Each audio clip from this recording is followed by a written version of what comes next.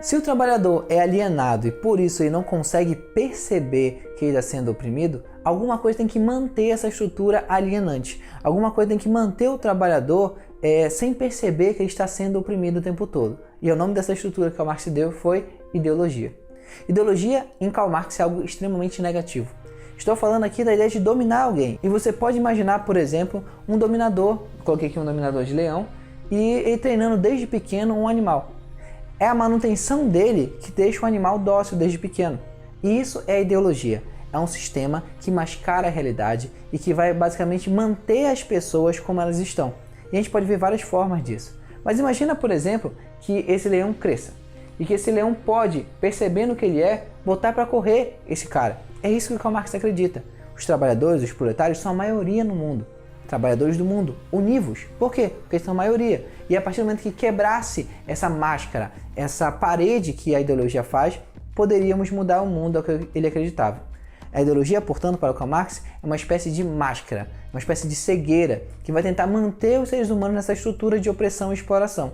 Basicamente é uma estrutura de dominação da sociedade para o Karl Marx. Em resumo, a ideologia seriam as formas de manter o grupo dominado pelo grupo dominante. Um exemplo típico de ideologia está na ideia de meritocracia, por exemplo. Já ouviu falar? A ideia de que, através do seu esforço, você pode conseguir o que você quiser na sua vida. Que balela! Isso daí despreza totalmente as estruturas econômicas, estruturas sociais que você está alocado. Vou te dar um exemplo aqui numa imagem que eu coloquei.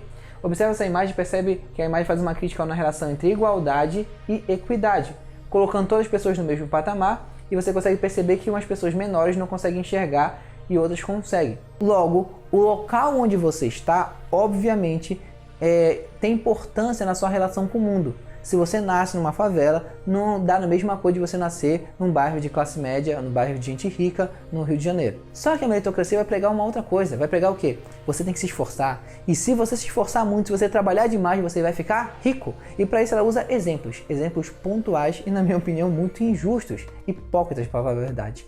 E ela vai te falar de um cara que saiu lá da favela, estudou pra caramba e ele conseguiu. Bem, se ele conseguiu, todos conseguem, é o que afirma esse discurso meritocrático. O que eu estou te falando é que, na verdade, esse discurso não faz sentido algum, porque para fazer sentido tem que valer para a maioria. E o que a maioria faz é justamente o caminho inverso. A maioria prova que o discurso da meritocracia ele é enganoso. É retórica pura e barata. Retórica mal feita, por assim dizer. Mas esse discurso tem sua importância. Qual é? Manter a galera de baixo embaixo, lutando para poder melhorar de vida, achando que o seu trabalho, o seu suor é a única coisa que pode fazer a estrutura social mudar. E tirando a culpa do Estado, tirando a culpa do governo, tirando a culpa de políticos corruptos, que é justamente o que torna a sociedade tão desigual como ela é. Mas o que seria o fetichismo da mercadoria? O fetiche está ligado à ideia de atração, de foco em alguma coisa, principalmente. O que o Karl Marx está falando é que a mercadoria ela passaria às relações pessoais, que eu teria uma substituição em relação às relações pessoais para as relações econômicas. O teu produto passaria a valer e a entender muito mais e a sobrepor as pessoas nessas relações. Você não enxergaria mais as pessoas numa relação de compra com o produto. Por exemplo, é muito normal você perceber que hoje em dia você vai comprar um celular.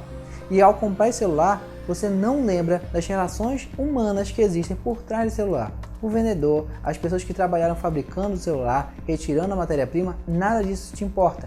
As formas pelas quais o celular foi produzido não te interessam. E você não pesquisa sobre isso. E eu não estou te culpando sobre isso. Estou te dizendo que todo mundo faz isso. Seria algo inerente à nova sociedade, a sociedade capitalista para o Karl Marx. Teríamos um fetiche pela mercadoria, teríamos uma atração absurda pela mercadoria e esqueceríamos as relações humanas atrás dela. Quando você busca comprar um produto muito barato, você ignora as relações que ele foi feito. Pode ser feito com trabalho escravo. Essa minha camisa aqui pode ser com trabalho escravo. E o que o Karl Marx afirma é que eu não estou me importando com isso. Eu não pesquisei sobre a loja, eu não faço isso sobre todos os produtos que eu compro, galera. Saca logo que o fetichismo seria algo que oprimiria a gente. Nós obrigatoriamente estaríamos nesse modo de vida. Já entende então que o fetichismo é algo que nos é imposto. Tudo que nós compramos possui relações pessoais por trás que nós ignoramos totalmente. Se são relações de escravização, condições de trabalho precário, nós ignoramos todas elas. Existe uma ideia complementar a essa, que é a ideia de coisificação dos seres humanos e de humanização das coisas, que é o conceito de reificação. Só que esse conceito não é marxiano, não é do Karl Marx, é um conceito desenvolvido por um seguidor seu, o Lukács. O Lukács vai desenvolver a ideia de reificação, essa ideia de coisificação do ser humano e uma ideia de humanização das coisas, tá? Só para poder citar por aqui. Mas o conceito principal para a gente é a ideia de fetichismo da mercadoria, a ideia do produto se tornando o valor essencial, a nossa busca, e de forma que nós ignoramos as relações humanas por trás disso. O último conceito que a gente vai ver nessa aula está relacionado a essa ideia do Karl Marx aqui. E ele escreveu: os filósofos se limitaram a interpretar o mundo diferentemente. Cabe transformá-lo. Essa frase, contida no livro Teses sobre Feuerbach, é importante para poder sintetizar o que o Marx mais pensava, que não bastava apenas pensar sobre a sociedade, dar ideias sobre um mundo diferente. Os filósofos pensaram de maneiras diferentes, segundo ele, sobre várias coisas, mas eles não se propunham a mudar a sociedade necessariamente, a falar sobre a realidade. Vamos lembrar do impacto que teve a filosofia do Maquiavel ao falar da realidade política, do realismo político. Muito mais forte essa ideia do Karl Marx. Nós não devemos apenas pensar sobre a sociedade, devemos propor e devemos dizer como modificá-la.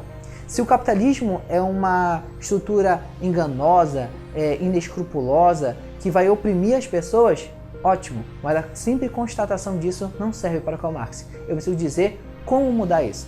É por isso que a filosofia marxista é baseada numa praxis. A ideia de prática. Eu não apenas devia entender que o capitalismo é negativo, mas deveria propor um modelo novo a ele, que ele propôs, o comunismo. Mas o Marx sempre procurou uma filosofia que tinha uma relação direta entre teoria e prática. Para ele, toda teoria precisava necessariamente estar estruturada numa prática, visar uma prática, ou não faria sentido algum. Essa é a ideia de praxis, uma teoria que visa uma prática necessária. Karl Marx então procurava mudar o mundo. Essa é a diferença dele. E esse é o principal paradigma que ele vai quebrar na história da filosofia. Uma filosofia que não apenas é contemplativa, como ele mesmo dizia, mas que procura mudar o mundo e revolucioná-lo. É isso, galera. Vamos encerrando nossa aula sobre os principais conceitos de Karl Marx por aqui. Até a próxima aula.